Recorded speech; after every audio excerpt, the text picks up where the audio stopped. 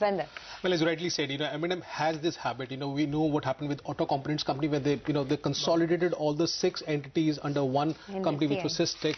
And now what we are learning from the sources is that they're planning to consolidate, and there are a lot of talks which are going inside. They'll be consolidating all Agri business under one umbrella, that is EPC Industries. EPC Industries, of course, they acquired this company way back in Feb 2011, where they hold nearly 55-56% stake. EPC Industries will be the vehicle for Agri business for the entire M&M group, and it will be renamed after, post the consolidation of all the businesses. Now, what is there in terms of the businesses? Of course, there is EPC Industries, which is into micro irrigation. They have 2 JVs, which are in export of fruits and grapes. They also have Agri inputs, which all comes under M&M, which is including seeds, crop protection, plant growth, regulated products, pulses. They also have Mahindra Samriddhi centers, which are there. So all of them, they are planning to consolidate under one entity. Remember, M&M Agri business has grown nearly 8-fold in the last 5 years. The revenue, I think, stands around 600-650 crores as of now. We also had a query which we sent to M&M Group, and Pawan Goenka clearly mentioned that as a group they continue to examine various possibilities for value enhancement for all the businesses verticals.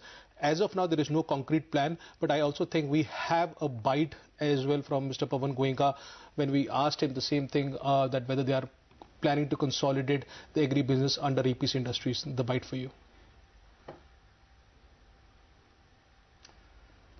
Most of the business today is under M&M Limited. In addition to that, we have 2 joint ventures, one for fruits and one for seed potato.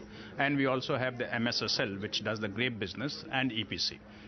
We constantly keep evaluating what is the right structure for any business, and as of now, this is where we are. So there's no plan to consolidate all of these into one entity? Future, one never knows.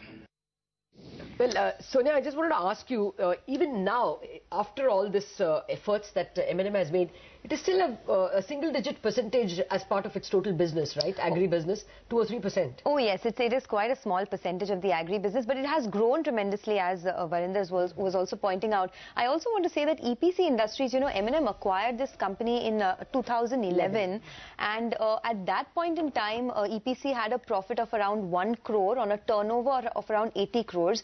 Today, the profits of EPC Industries stand at almost around 9 crores, and the top line is nearly 200 crores. So they've been able to grow this company quite a bit as well ever since they have made this acquisition. And today, the stock actually is reacting quite a bit, up about 10%. The thing with the Agri business is that you have to get everything under one umbrella unless you can't grow. M&M, as I said, there are 4 businesses under M&M in terms of Agri, and a micro irrigation under EPC. There are many disjointed businesses which are being carried in various entities.